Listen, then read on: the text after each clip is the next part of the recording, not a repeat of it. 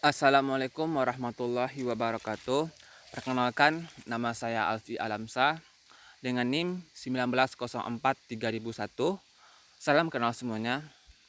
Dalam video ini saya akan menjelaskan dan mempresentasikan jawaban saya tentang terkait pertanyaan dalam mata kuliah Sistem Informasi Manajemen dengan Bu Erli Mulyani. Sebelum itu saya ingin mengucapkan sesuatu kepada Bu Erli Mulyani. Semoga video presentasi saya ini bisa menjawab pertanyaan-pertanyaan dari Ibu dan semoga bisa memuaskan. Baiklah, tanpa basa-basi, saya akan langsung menjawab pertanyaan yang diberikan. Pertanyaan pertama adalah, apakah data besar adalah sebuah masalah atau memiliki masalah, baik itu dari penggunaannya, pengendalian, dan keamanan data tersebut. Nah, data besar. Data besar. Data besar itu bisa disimpan secara elektronik ataupun secara tradisional. Namun, yang perlu diketahui bila kita menyimpan data secara tradisional, risiko atau masalahnya itu lebih besar dibandingkan secara elektronik ataupun secara digital. Namun dalam kata kutip harus adanya pengelolaan yang baik, manajemen yang baik. Dengan adanya manajemen dan pengelolaan, maka data besar tersebut tidak menjadi masalah. Dan dimana bila kita mengelolanya dengan baik, kita akan memperoleh keuntungan dan kelebihan dari penyimpanan data besar secara elektronik, baik itu dari cara pengaksesannya, keamanan, kehilangan, serta dari biaya, tenaga, dan waktu. Bila kita menyimpan data besar secara elektronik,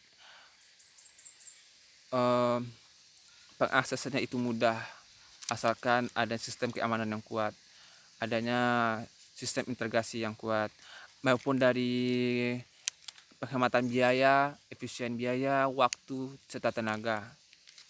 Namun bila kita menyimpan data secara tradisional, mungkin sebaliknya kelebihan dari dan keuntungan dari secara elektronik. Namun tidak kemungkinan data besar disimpan lewat elektronik atau secara digital atau internal tersebut lebih menguntungkan, karena itu semua diperlukannya sebuah manajemen atau pengelolaan yang baik. Dengan adanya pengelolaan dan manajemen, masalah di data besar akan terhindar atau dikecil. Di sini sebagai tambahan jawaban saja, yang diperlukan itu adalah manajemen, mulai dari perencanaannya, pelaksanaan, pengawasan, dan pengendalian. Kita harus manajemen data yang berkaitan dengan masuk dan keluarnya, aksesnya. Maksudnya itu data yang masuk dan keluar di manajemen kan, diatur, dikelola agar nampak mana yang sering dipakai, mana yang tidak, mana yang ramai, dan mana yang berharga penting. Nampak bila kita di manajemenkan. Namun untuk manajemen data itu saya memberikan rekomendasi terkait data besar, yaitu sistem operasinya harus diketahui, itu sistem informasi yang memadai dan mendukung dari softwarenya, dari aplikasi tersebut. Aplikasi itu yang akan kita bisa mengakses data tersebut, atau bisa dari penyimpanan yang besar, yang cukup, pengelolaannya juga yang memadai, dari jaringan internetnya yaitu yang terdepan, yang tercanggih, yang terbaru. Dulu orang pakai jaringannya 2G, 1G, 2G, 3G, 4G, dan 5G sekarang mulai ada. Jadi carilah jaringan internet yang terbaik. Kalau menurut saya itu 4G sudah mencukupi, namun lebih baik dan lebih bagus bila di atas 4G. Dan sistem integrasinya itu sistem yang akan menjalankan, nanti dia akan menjalankan atau mengoperasikan. Nah, langsung kesimpulannya, jadi apakah data besar itu masalah? Menurut saya bisa jadi iya kalau tidak ada manajemen, dan namun tidak jadi masalah kalau ada manajemen yang baik. Pertanyaan nomor 2, apa implikasi yang dimiliki pada data tidak benar di data besar kita, dan bagaimana hasil keputusan jika informasi itu tidak benar karena data juga tidak benar. Nah, menurut saya itu adalah implikasi implikasi itu sama kayak yang terlibat atau kayak kesimpulan atau masalah. Nah, masalahnya itu bisa kita mengaksesnya itu atau mendapatkannya itu dari sumber yang tidak terpercaya atau tidak terjamin. Jadi kita tuh memperoleh sumber yang kurang tepat, yang tidak benar. Itu jadi tidak akurat, tidak valid, serta dari pengelolaannya data yang kurang. Itu merupakan sebuah implikasi nanti dari keamanan serta pengawasan dan pengendaliannya. Nah, bila kita mendapatkan sumber atau data yang tidak valid, yang tidak benar, maka tentu keputusan kita tuh juga tidak benar, salah, error. Pertanyaan nomor 3, kenapa manajemen data yang bagian utama itu sangat penting di perusahaan yang memiliki sumber data yang beragam? Nah, kadang perusahaan besar atau perusahaan menengah itu pasti memiliki datanya banyak, sangat banyak sekali, sangat beragam. Nah, di sini saya mengelompokkannya itu di sisi kiri itu adalah data penting atau data teramai. Di sisi kanan saya itu adalah tidak begitu sering diperlukan. Jadi menurut saya itu pengelolaannya itu dipisahkan, mana data yang tersibuk, yang teramai, terpenting, dikelompokkan. Jadi bila kita membutuhkan data, kita bisa menyarinya langsung ke bagian data tersebut. Bila data itu sering dipakai, dipisahkan dengan data yang tidak dipakai. Jadi efisien nantinya, efektif.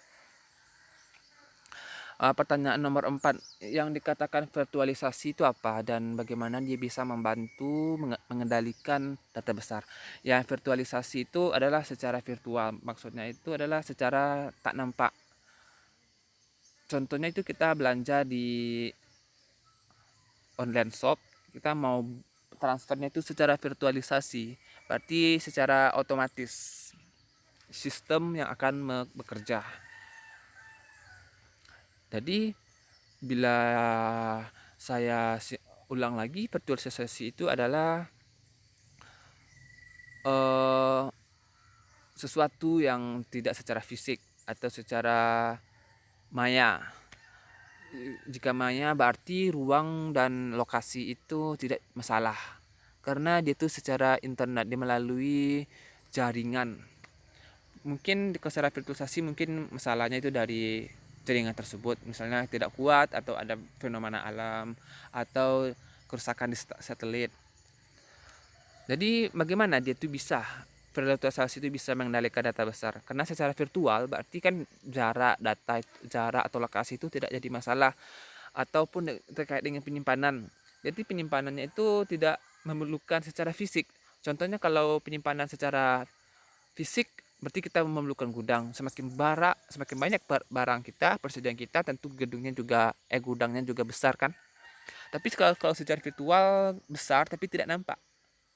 Jadi untuknya itu ruang penyimpanan itu tidak menjadi masalah,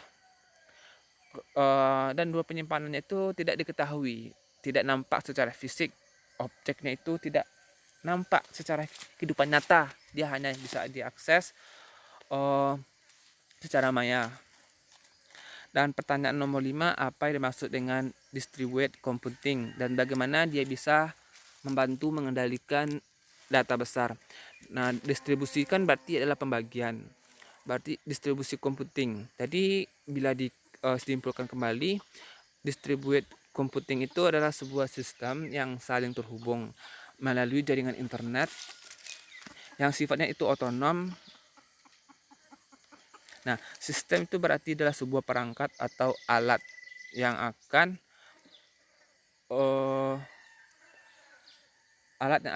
membuat kita bisa mengelolanya. Sistem itu bisa kita katakan adalah sebuah komputer atau media untuk mengakses atau menggunakannya. Jadi komputer itu saling terhubung satu sama lain, saling koheren, yang melalui jaringan internet itu terhubung, tetapi secara maya atau tidak tampak. yang mana komputer itu sudah diberi tugas yang secara otonom mereka tuh mengelola tugasnya masing-masing untuk menyelesaikan tujuan mereka. Jadi itulah yang disebut dengan distributed computing. Pertanyaan keenam, kenapa perusahaan itu kaya akan data tapi miskin atau akan informasi? Kan data perusahaan itu tuh, apalagi perusahaan besar atau menengah, itu pasti banyak sekali menyimpan dan memperoleh data. Data dari internalnya, data dari eksternalnya, data yang lain-lain. Tapi mereka tetap miskin tentang informasi. Jawabannya adalah karena data yang banyak tersebut, data yang beragam tersebut tidak dikelola. Teman-teman sekalian, kita harus bisa membedakan mana yang data, mana yang informasi. Bila data tersebut belum diolah, berarti itu data. Tapi kalau sudah diolah, berarti itu informasi. Dan yang dari informasi itu kita bisa mengambil keputusan, kita bisa memakainya, kita bisa meyakininya. Jadi itu alasannya, karena belum diolah. Nah, pertanyaan ketujuh, apa itu gudang atau data warehouse, dan kenapa dia itu bisa dan kenapa perusahaan atau bisnis itu menerapkan satu saja. Yang dikatakan data warehouse itu adalah sebuah database yang isinya itu adalah data terkini, data sekarang dengan data yang lalu yang digunakan oleh pembuat keputusan. Nanti di mana data tersebut tidak bisa diubah dan bisa diakses oleh semua orang. Jadi, namun di data warehouse ini meliputi bagian-bagian perusahaan. Baik itu contohnya itu data pelanggan, data penjualan, ada di data warehouse ini. Dan ini bisa diakses oleh semua pihak di perusahaan tersebut. Jadi itu yang disebut dengan data warehouse, data yang isinya itu data sekarang dengan data lalu untuk membuat keputusan dan bisa diakses oleh semua orang yang terdesentralisasi. Pertanyaan kasus halaman 272, haruskah manajer memantau email dan pemakaian internet karyawan? Nah, menurut saya ini bila diharuskan juga tidak, namun perlu disituasikan dengan situasi dan kondisi perusahaan tersebut. Bila diharuskan berarti diharuskan. Namun kita harus mengetahui penyebab kenapa diharuskan. Nah, bila dilihat dari kasus yang di halaman 272 ini, buku lockdown, karyawannya itu memakai fasilitas peralatan perusahaan di saat jam kerja dan bukan untuk perusahaan. Jadi maka kalau dilihat dari situasinya, maka memang diharuskan untuk dipantau. Tujuannya itu ya untuk memastikan tidak ada pelanggaran, meningkatkan produktivitas karyawannya, karena mereka itu memakai atau menggunakan fasilitas perusahaan bukan untuk perusahaan. Jadi kan produktivitasnya berkurang, tidak efisien dari waktu, tidak tertib, keamanannya berkurang, bisa saja dia mengakses atau membuka web yang berbahaya bagi perusahaan. Berarti tidak taat terhadap aturan dan budaya perusahaan tersebut. Nah, bisakah gambarkan keefektifan web dan email yang digunakan dalam kebijakan perusahaan? Menurut saya itu kebijakan yang dipakai adalah seperti ini. Selama jam kerja perusahaan, maka dilarang untuk bertindak di luar kegiatan serta operasi perusahaan. Dilarang untuk menggunakan fasilitas peralatan perusahaan yang tujuannya itu untuk pribadi atau yang tidak berhubungan dengan perusahaan. Namun jika diperlukan, maka perlu minta izin terlebih dahulu. Ini untuk menjaga etika, profesionalisme, dan budaya perusahaan. Pertanyaan nomor 3-nya, haruskah manajer memberitahu atau merahasiakan bahwa aktivitas web atau email mereka itu dipantau? Menurut saya di sini ada dua jawaban, bisa diberitahu, bisa untuk disembunyikan. Namun kalau untuk diberitahu bisa dipilih atau bisa diberitahukan kepada karyawan, yang tujuannya itu untuk menghadirkan rasa enggan atau rasa takut kepada karyawan, karena aktivitas yang mereka lakukan itu dipantau oleh si manajer. Jadi mereka takut untuk bertindak di luar aturan atau beraktivitas yang tidak sesuai dengan norma budaya perusahaan tempat mereka bekerja. Namun juga bisa untuk disembunyikan. Ini tujuannya untuk memastikan sekali karyawan mana yang sering yang melanggar, yang tidak patuh dan tidak taat. Jadi itu telah ditemukan pelanggarannya dan telah melampaui batas kewajaran, baru ditegur atau disanksi. Sekian video presentasi saya. Jika penyampaiannya itu dan penulisannya kurang tepat dan kurang menyenangkan, saya mohon maaf. Semoga video presentasi ini bisa menambah wawasan dan pengetahuan teman-teman. Namun untuk itu saya mengucapkan terima kasih atas perhatiannya. Saya akhiri dengan Assalamualaikum warahmatullahi wabarakatuh.